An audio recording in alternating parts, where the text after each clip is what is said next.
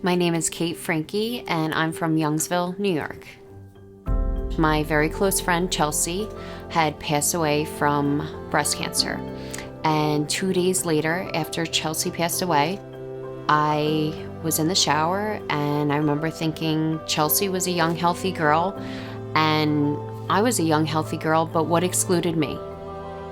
That's when I lifted my arm up and I did a self-breast exam, and with one short sweep, I found a lump. Not long after that, I had the diagnosis of having breast cancer. I'll never forget that day. It was a beautiful day out, and I kept thinking, why is this happening on such a nice day?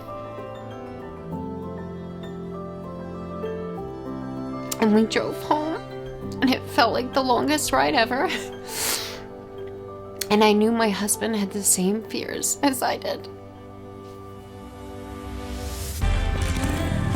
The next few weeks were rough. I set up appointments, and I had CAT scans done, I had nuclear medicine bone scans done, and my cancer was stage 3. I had an appointment with my oncologist, and I had 12 chemos ahead of me, and year-long hormone treatment, and weeks of radiation and surgery ahead of me. When I first met with Dr. Iannelli, you can't miss him. He wears his jerseys. And I remember sitting in his office, and here he comes, and he's like, give me a hug.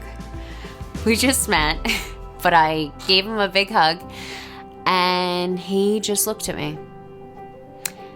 And I was waiting for him to say something, but he just looked at me and he smiled and he said, Kate, you're going to be a grandmother one day. He's like, and you're going to be just fine.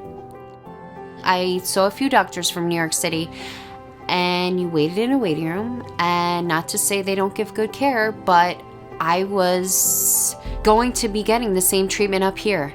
I remember going to a doctor, he's like, TrueBeam is the highest, you can get with radiation. That's like the primo, the holy grail. So when I said I was getting that at Orange Regional, he said, that's the best you can get, and you're in the right place. I just felt so taken care of. I wasn't alone when I was sitting out in the waiting room. There was somebody there with me just chatting asking about my boys, or just stuff to get your mind off of it. And they were always right there. They were so good.